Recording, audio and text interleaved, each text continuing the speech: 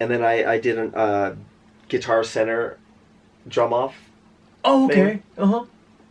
And that was kind of like a turning point for me. Like a game changer. Yeah, game changer. So So you won it? I think I won the first round, and then it was like the next round or whatever. Uh-huh. Like the quarterfinal. I don't remember. Dean got me the gig. I did the drum center drum off, and Dean was the judge, right? So I went up to him after the drum off thing. I did my little solo, and I went up and I introduced myself, and I said, Dean, I'm a big fan. I worshipped all your stuff, and I studied all your playing. And he goes, oh, that's great. You sound great. Let me get your number. I'll recommend you for something. Did you have a cell phone at the time? No cell phones, pre-internet. Well, the internet was there, but it was just, very... What did you give to him? I think I just wrote my number down. Oh, cool. A little piece of chunk of paper, and I gave it to him, and I thought, no, he's not going to call me. You didn't have any, like, a business card at the time? I didn't think I did, no. Okay. That was maybe later.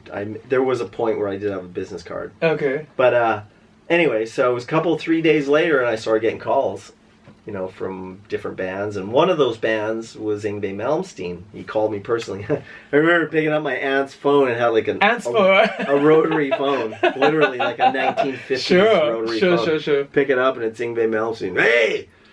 What's your name? Gallbladder ass? Wait. You got the call from Yngwie? Uh-huh. He called me gallbladder ass. Like right off the bat. What's your name? Gallbladder ass? Anyway. So I ended up going out to Miami to audition for his band, and I ended up getting the gig and staying there, and then that led to me. So you didn't come back to Los Angeles after you take audition? No, I just went on the road with him, and what? I stayed there. That's a cool story. I think the tour was starting in like 3 or 4 days. We just rehearsed like 3 or 4 days, and literally got on a tour bus and went on the road. Wow! Is it nation tour? Yeah, I was all over the States and Europe, and it was the first time in Japan. I spent a month in Japan in 1995. Wow. Played Budokan. And his record, Magnum Opus, was platinum in Japan when we got there. So really? It was crazy. Like, so you got some statues, or not statues, you got some plate? Mm-hmm. Yeah, I have in the house. I'll show you later. But anyway, that's so cool. I remember landing in Japan. There was fans all over. It was like Beatlemania kind of stuff. Oh, like you're like big stuff from the United States, man. Back in those days, when Western bands went to Japan, it was a big deal. It's a big deal. Not now. Yeah, still. No, it's changed. I mean, now Japan has had their domestic rock for so long. Oh, yeah, I understand. The Western music has lost its sort of, stature that it used to have. Yeah, I know what you're talking about. In the 90s. Mm-hmm. That's where I was at that point. So while you were interviewed by Drum Magazine? Yes, Rhythm and Drums. Oh, yeah. Back in those days? Yeah. I remember doing an interview, the Budokan show that day in the afternoon after sound check. I did. Do you still have the issue? Somewhere I do. Somewhere, okay. Maybe I can dig it. Yeah. Oh, cool. Part 2 later? Yeah, you know what? That's a good part 1, right? Hungry. Yeah. Are you still good? You are hungry, aren't you? I'm hungry. I know. Let's do part 2.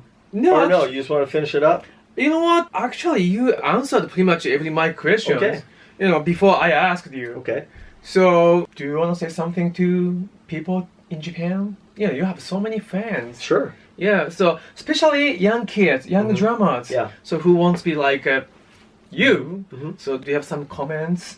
And you have any secret to be like Shane Glass? You mean, I don't think there's any secrets per se. I think what it is, it comes down to passion. Passion. And if you have enough passion for whatever it is, if you want to be a drummer, if you want to be a painter or any kind of artist, if you have enough passion and you believe in yourself enough, you're going to be able to do it. Okay. Whatever it is you want to do, you're going to be able to do it. Sure. I still think that's, it's hard, I mean, especially now, it's a hard time. There's so many players. There's not as many situations where you can play live drums because a lot of it's, as we know, is done electronically. But there still is, like, look what you're doing, man. Like, you're doing it almost in the purest form. You're playing big band jazz. And that's no joke, dude. For you to be able to do that, I mean, has to be such an inspiration for a lot of your followers. That's such a true, honest art form, you know? It's a beautiful American art form. It absolutely but is. nobody respect Well, I think when you get right down to it, though, any musicians or, you know, anybody that I introduced you to last night or in the last couple of days you've been hanging around, Sure. they all have tremendous respect for you because we all know what it takes to do what you do. So, Thank you. You know, being a big star, it's not about being a big star, you know, at the end of the day. I mean, if I could convey that. At the end of the day, the most important thing is, I mean, I played stadiums, I played on hundreds of records, blah, blah, blah, blah. Yeah. The most important thing is that you have a sense of fulfillment in your life, you know. So it's important that you feel fulfillment. And if you're doing, you know, what's authentic to you, you're going to feel that. Sure. And that's worth way more than making freaking any number of money, any amount of money. You know, just having a true love for something and being able to cultivate that into something like you're doing, that's just feels way better than just making a bunch of money, honestly. I mean, it's not about the money or stardom or success. I mean, yeah, you want to be respected by your peers, but having a true sense of fulfillment for what you do keeps motivating you to keep going. Sure. You know? And if you do it the other way, or if there's some magical thing that happens to you where they just give you a bunch of money, here's $10 million.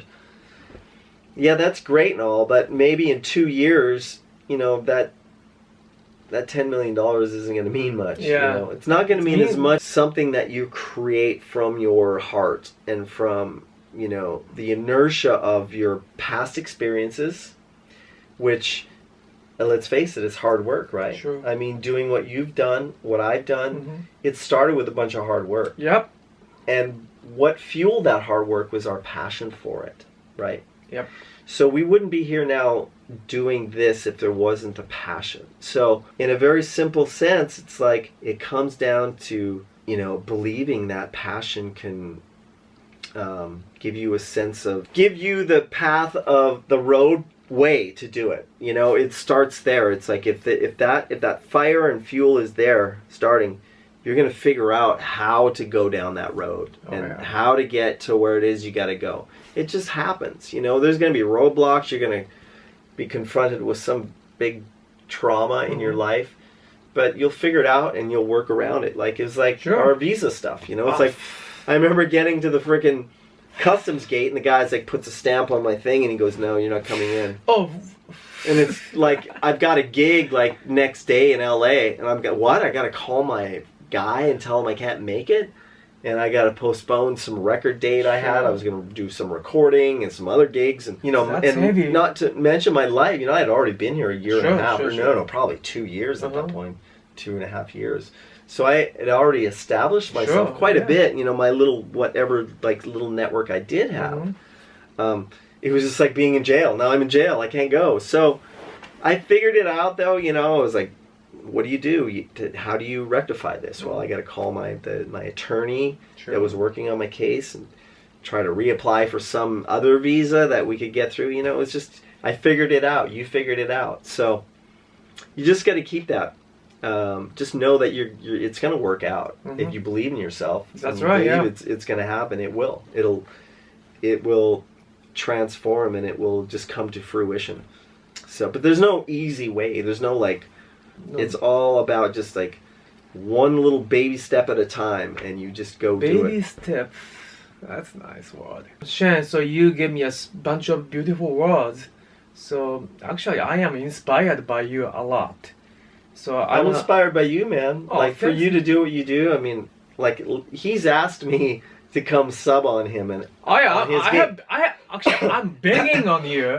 I'm begging. Scared because honestly, I don't think I can do it. Honestly, I don't think I could sight read well enough to do your gig. That's like from the bottom of my heart, honesty. I would suck on that. You are interested in, aren't you? Absolutely, I would love to do it, but I honestly don't think I could. I'm at that level where you are, where I could just go sit down and burn through that big band chart. You know, maybe with your help, if you give me some rough charts, maybe I could. Yeah, I can give you a rough chart sometime. Or just show me, you know, maybe I can play, and you're going, that's just way too loud. Hey, you should play. Shane, I played your gig couple tunes, right? Anyway, thank you for. That's easy. Oh, it was so fun. So I played your gig. So why don't you play my gig? Yeah, maybe I should get a big band lesson from you one day, and then come on, we can trade. Yeah. Thank you for being my channel, Shane. So my pleasure. Anytime. So I want to say thank you from my bottom of my heart, and I am inspired by you a lot. Oh. So he's my. I want to say you're my buddy, but thank you. You are my hero. He's my hero.